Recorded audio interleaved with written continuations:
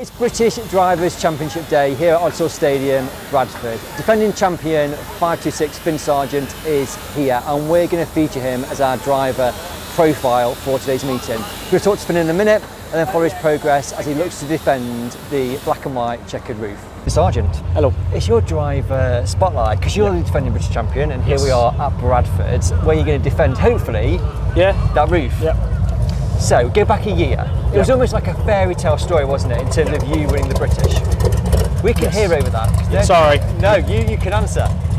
Yeah, bit of a dream come true. To me, as before this year, before today, I've always been brought up with the dad's school of racing. If you want to, you go, you have fun, you have a crack at it. It was the same in minis. The minis, you got to a level where I needed to step up, and you're working hard. And I tried to progress on in the minis, but unfortunately for me racing minis, I was racing against some of the probably most talented names in the sports now. Like you got Evans, Witts, Ginchard, Sorda, and I never shone above them. Yes. And fortunate for me, Hendersford came round and it was just my day. Everything went right. Everything happened in the right time.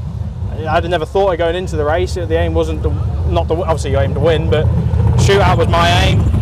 I wanted to be able to show the roof off and have a red wing on my new car. That was my plan, and we went one better and had a black and white one. Yeah. You know, like, so we do these videos, and I think that video of the British stories are most viewed. So for you as winning, it was a very popular win for the sport itself. Yeah, probably a popular win because of being an underdog on the day. Yeah. As well with how it happened, I think anybody to win in that sort of situation is, it's a special race. Yes. And I don't think it matters who wins at that point. It's always not a deserved win, but everybody appreciates what's them winning. Yeah. Like, had it been me and Catherine the other way around, or me and Ryan the other way around, I think everyone saw a good race. It didn't matter who won. Yes. And hopefully today's going to be like that. It's going to plan out exactly the same for me today. Yeah. I mean, it doesn't matter how many laps you led. I think I didn't even lead a lap. I led one corner. But you're there when one, though, wasn't it? You're there when you need to be. But it's if today happens like that, I'll be pleased. I don't mind if I win it by a mile or an inch. It's winning's winning. I remember talking to you when you were in the shootout. Yeah. And you kind of went, it feels very different. You know, I'm starting at red, and all of a sudden I'm starting with Frank, Tom, Matt, and I'm racing, and people expect me to beat them because I'm in the shootout. And has it been a kind of bit of a similar story with being the British? Because it is a big jump, isn't it? Do you know what I mean? And it's the second biggest title in the sport. And so, did you feel a weight of expectation on your shoulders after the British win to kind of go, right, I can beat them? From no one other than myself. I mean, for my eyes, in my opinion, I've not done what I needed to do. I need to go out there, and you need to be top fives every meeting. You need to win a final, you need to win a heat, you need to be a regular top 5 point scorer. Yeah. And I've not been that. And that isn't through anybody's fault. I mean, bad luck with engines and things like that, and just trying to readjust ourselves with having the British wing. It's a totally different way of going racing that I've not been used to before. Yeah. And so to speak, we're not a winning family, if you know what I mean. Like, Frank's been winning for years and years, Charlie, Mick, and they've all been winning for years, and same as Tom. We've not done that. So it's a totally different way to readjust, to try and go, right, I'm turning up here, I need to win heat, I need to win final. Yeah. And you go with a different mindset. And for a lot of the time, that probably didn't work for me. I was trying too hard. Well, not trying too hard, but I was putting too much pressure on myself, and I was coming home and I've got like an 8th in the final. I'm like, I ain't good enough. Yeah. But then, points are points. I'm not high up in the points tables, but I probably haven't raced as much as I wanted to. But when I have raced, I've been a bit of bad luck here and there. But that's racing. You come, you don't know whether you're going to have a good day or a bad day. You might speak to me later and I might be crying. Well, we are going to speak to you throughout the course of the day. Going back to the tarmac win, because for the British, that was in your own car that you built. Yeah. And I suppose in the sport now, it's almost a rarity that people kind of build their own cars. You know, people go and get them built because it's easier. Yeah. And you went the difficult route of building your own car. So that kind of brings with it a huge amount of satisfaction. Pride, yeah. I think with people going the route of buying cars, it's performance on a plate. Like Tom Harris, especially, you go to Tom, you buy a car, you know that's a good car, you've got to drive it. I mean, don't get me wrong, Tom spent a long time learning what's right and wrong, and that's where he is now. It's the same with Ryan and Frank and Craig and everybody like that. I sat down in the garage with Dad one day and we was talking about it, and I said, if you want to be the best, in my mind, you've got to build your own chassis and you've got to have your own engine builder. Because you need to have a package that other people don't have. Might not be as good, but it's better in some ways.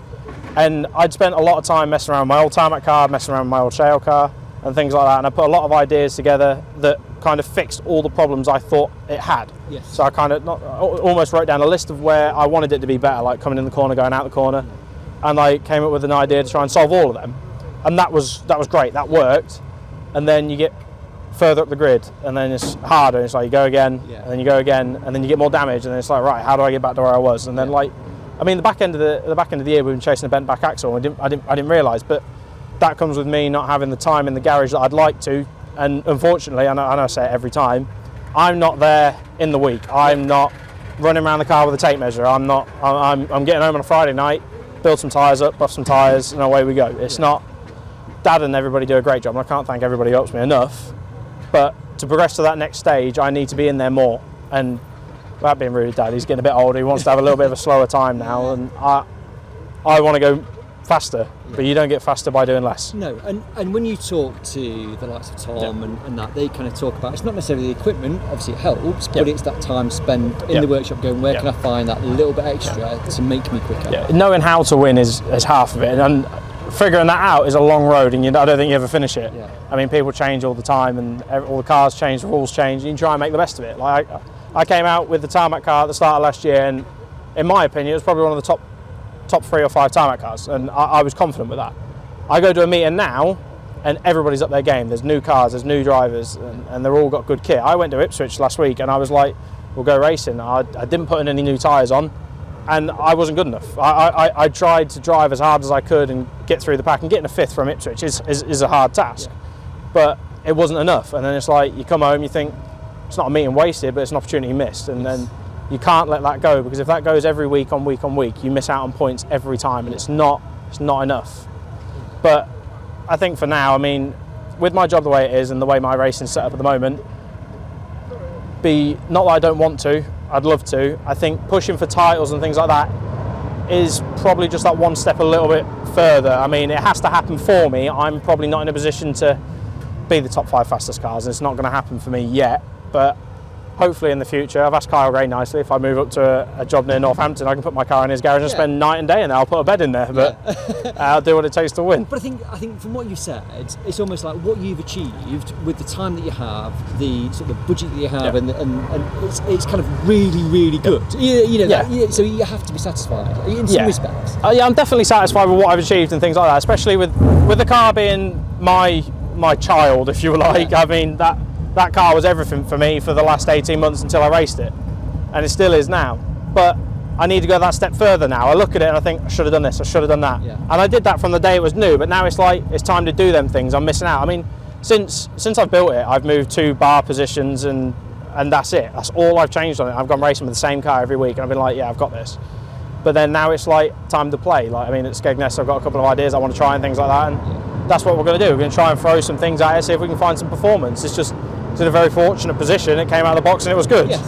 But it's a shale car's on the cards. I'd love to build a shale car. I'd love to come racing with 2 of my own cars. Doing engineering for a living, it's what I dreamed of as a kid. I mean, like, as a kid, I was sketching cars. I'd be like, if I build a car, it's going to be that. Yeah. And then obviously you still find bits of paper. I look around and I'm like, what am I thinking? It doesn't look anything like that. But yeah, a shale car's on the cards. I'd love to build a shale car and get that going again. I don't ever expect it to be what the tarmac car was, but I think in the next few years you might see me in my own shale car. Good. Hopefully. So, last question before we come back and talk to you after your first or second heat. Bradford, you've not raced that this year. Shell's not your preferred surface. Probably not. So, kind of how are you approaching today's meeting? Bearing in mind, people are going, you're the defending champion, you need to win that again. Yeah, picking up any like lucky pennies or like feathers or anything like that. But no, it's I've come today. I'm normally a pretty calm person, but behind the scenes, I want to win, and that want to win brings with a little bit of pressure. Yeah. But today, it's like, I don't feel the pressure. I don't feel like I'm not turning up. I'm not the fastest man. I don't have that behind me. I don't think anybody ever expected me to win before, and they probably don't expect me to win again.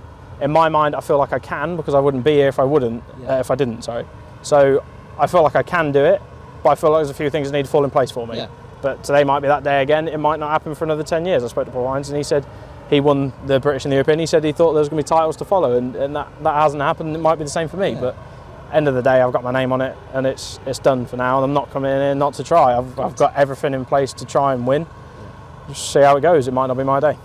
Fingers crossed it is. It will be. We're going to talk to you again throughout the course of the meeting. So you're smiling now, so let's hope that smile continues. No. Okay. Well, if not, we'll don't do talk to your smiling. dad. He just smiles sometimes, but sometimes he doesn't. He might not be later if there's. It was very frowny when he came back with your car as well. So yeah, hopefully it's not broken. Well, he's eating a sandwich now, so I think it's okay. That would be broken. He'd still be eating a sandwich. Thank you very much. And good Thank you very much. We'll talk to you. Cheers. Hello. Hello. So we are running 3 heats. Yep. So 6 heats in total. You're running 3 times. You've done 2 heats so far. Yep.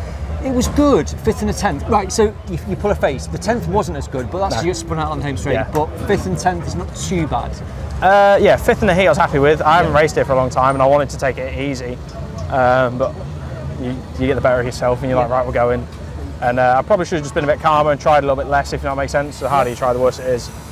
5th needed that really, got us in the race. Yeah. Anything from there on is just point scoring places. Tried a different set of tyres for the second race. But the track was so wet on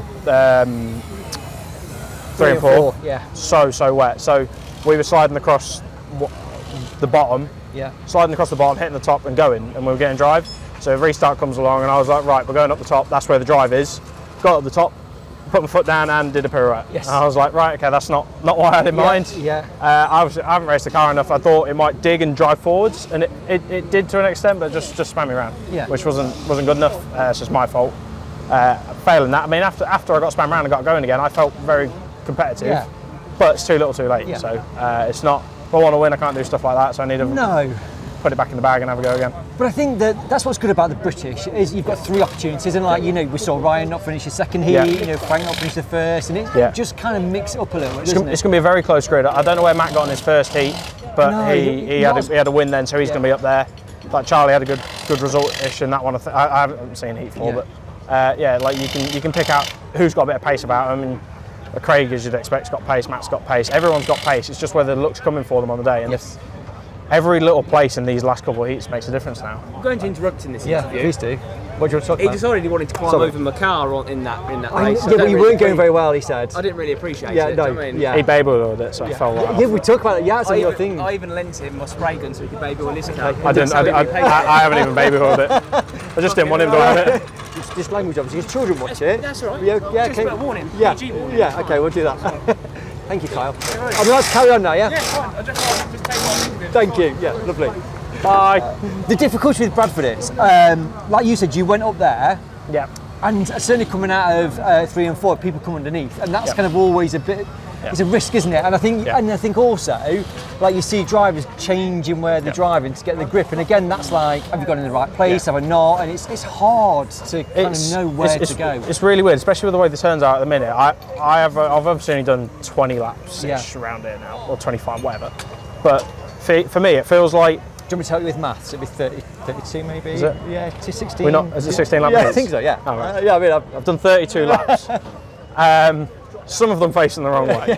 But from my opinion, it feels really weird. You come out turn 3 and 4, you've got nothing going until halfway down the straight, and then by the time you get going, you're in the corner, and then you need to throw it in a little bit, but then you get so much bite out of 1 and 2 and drive, you head into the really slippy corner, which is a little bit sketchy. Yeah.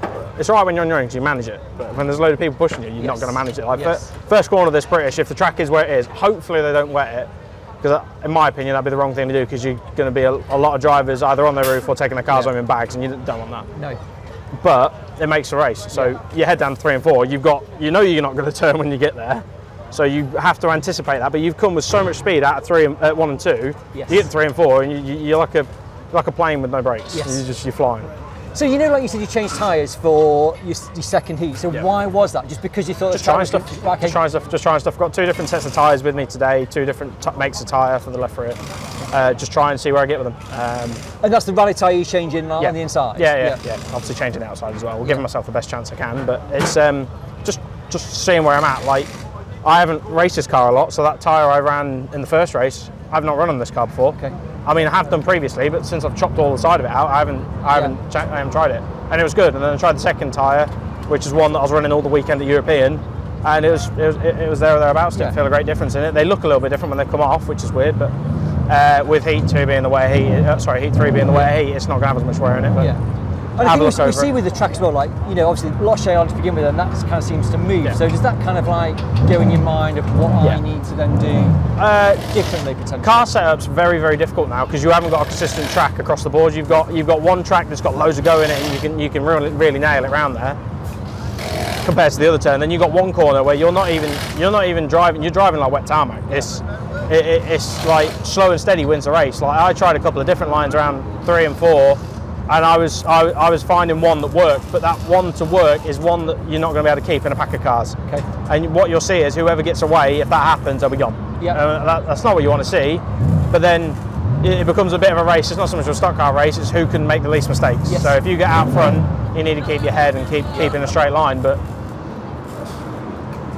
obviously, everybody who's got a red wing on there is there for a reason. So no one's an idiot. Everyone knows what's going on. We've all got the same opinion. You get on with it and you have a go, don't you? Yes. Good.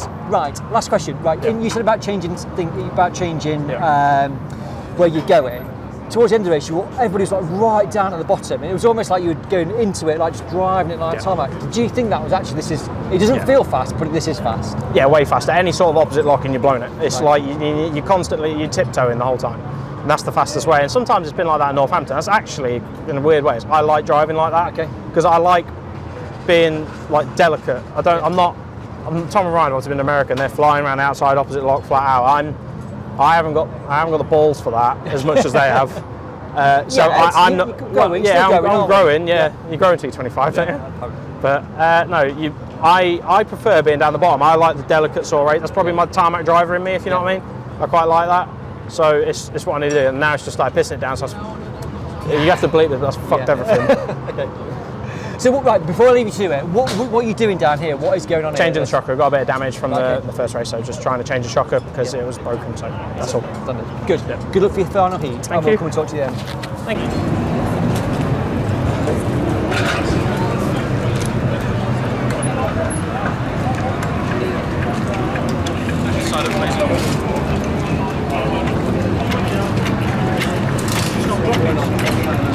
Okay, Finn Sargent. Hello. So, slightly different looking since we last spoke. Yeah, I've had a spray tan. Yeah. Fun, not fun? No, I don't like spray tans. No. What about the wet shale? I don't like wet shale. No? Okay, good. No. Very wet, a bit of just, look, here we go. I'm suffering a little bit of damage that we've picked up somewhere along the line. We're trying to fix that now. It's just limiting the car rolling. Okay. So I'm not transferring any weight. It's almost like you're in a go-kart a little bit. So they're on with that now. Hopefully we can get that fixed for the British and give me the best car I can. So you're talking about tyres. So what's the question around tyres? You want one that's really grippy now. Where? Everywhere. Okay. Yeah, and there's this, you can pick and say one's more important. You put a good one on the back, you'll go fast. You put a good one on the front, you'll get to the corner, you won't turn. Okay. So we've got a plan in mind, need to see where to make it work, and we'll have a look at it. Is that something that is it just a risk? Is it a gamble? I'm not. You guys like Frank and Craig and the people who have raced a little bit more in the wet have probably got a bit more of an idea. Yeah. Wet meetings like this aren't really a common thing, are they? You get a few every now and again, but not that many. So it's more just what I think's right. What they know what's right. They've done it for years, but what I think's right, you have a look at them, cheeky look at what they're doing, stuff like that, and take a bit on board and see what you can do. I was going to say, can you go round and go, Craig, what are you doing? Or is it do you have people that you could go and maybe get a few? No, I just go ask Craig. Right, okay. I just go ask Craig. Well, Craig, what you putting on? And he'll tell me black and round. Right, so we've done 3 heats, finished every race. Yep. So we're kind of we don't know the grid yet because we've got another race to go before we kind of formulate the grid. I also don't know where I finished in the last one. We think 7th, 6th or 7th. 7th, yeah. Because Matt spun out, you're behind Matt, you were 8th and Matt spun out. Yeah, then Callum Gill passed me though. Yeah. Was he a lap down? No, I don't think so. No idea. We think 6th or 7th, something like that. But that's kind of like the front half of the grid for the British. It's got to be, hasn't it? Yeah, I don't know if that's a good thing. It might not be a good thing. No. I mean, like Ryan had the DNF, Lee had the DNF, so it's going to be very bunched up. Unless someone who's had a really good 3 heats will be up there. There's been quite a few DNFs and quite 7. I'll take that. Yeah. 5th, 10th, 7th, that's better than I thought, yeah. But to be fair, going into today, and you go back, not raced Bradford for ages, Shale not really done much. Actually, that's a decent performance. I would say that's better than my results I had for last year. So I think last year I had 4th and a couple of others, but nothing. I mean, what am I going to do? I'm sitting in it on the grid. If someone wants to leave it on, they're going to leave it on. If I route around the wall for 4 laps and go, actually this really hurts, I don't want to do it anymore. That's going to happen, isn't it? I mean, I don't want that to happen. I'd like to just sail off into the distance, but stock car racing, isn't it? It is. It is. Right, you go and sort out whatever My you're brown doing. car. Yeah. It doesn't look as pretty as it did at the start of the meeting. And we'll talk to you after the British. Yep. Good luck for that. Thank you very much. So, just to finish off our driver spotlight with defending champion Finn Sargent. Right, let's look at the positives. At one point, you were looking at top 3, potentially top 3. I'm not a big-headed person, but I felt like top 3 was definitely possible. Yes. So, third was definitely. Second was a little bit out of reach. Ryan's far too far away. But third was definitely on the cards. I was coming through the pack with Jack. Was both very similar speed. He got there in the end, but he got there as well with me being taken out. So.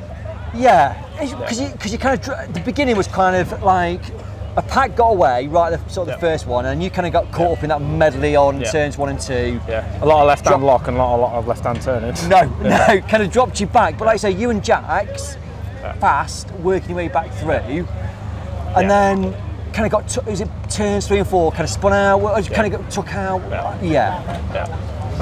Yeah.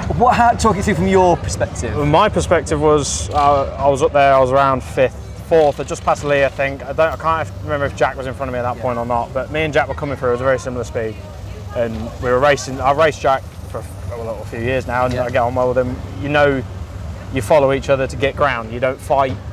We swapped places a couple of times, but nothing that was like going to jeopardise either of us. And I'm sure he'd say the same.